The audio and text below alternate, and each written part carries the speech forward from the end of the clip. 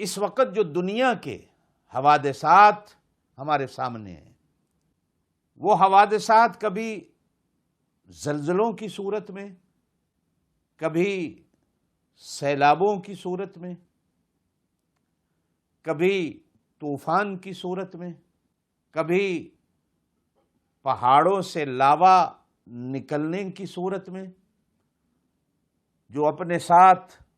بستیوں کو بہا کے لے جاتا ہے، نہ یہ دیکھتا ہے کہ اس میں جانور ہیں یا انسان ہیں یا عبادت کرنے والے ہیں یا عبادت کرنے والے نہیں، وہ سب کو بہا کے لے جاتا۔ ایڈز جیسی بیماریاں، بے موسمی بارشیں،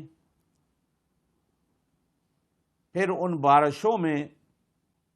بڑی قسم کی ژالہ باری جو کھیتوں کو تباہ و برباد کر دے، نئی سے نئی بیماریاں، اور کچھ ایسی بیماریاں کہ جن کے آگے سائنس بھی اپنے ہتھیار ڈال دے، جیسے آج کل کرونا کی صورت کی بیماری ہے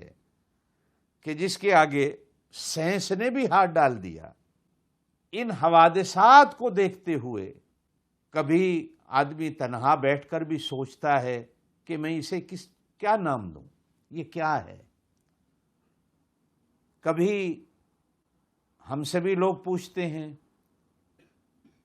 کہ ہم ان حوادثات کو کیا نام دیں، ان مصیبتوں کو کس نام سے پکاریں؟ آیا ان کو ہم عذاب خداوندی کہیں،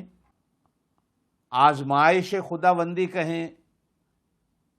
ہم ابھی تک انہی ناموں کے چکروں میں پھنسے ہوئے ہیں،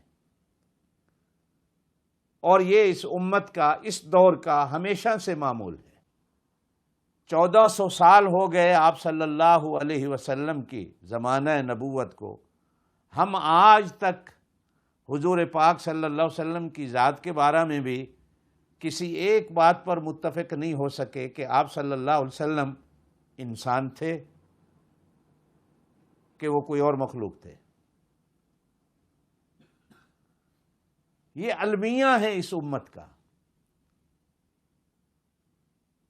ہم اس کو کیا نام دیں؟ یاد رکھیے گا، پرانی قومیں جب تباہ و برباد ہوئیں تو یہ المیہ بھی ایک اس تباہی کے اسباب میں سے سبب ملتا ہے کہ وہ بھی بے فکرے ہو۔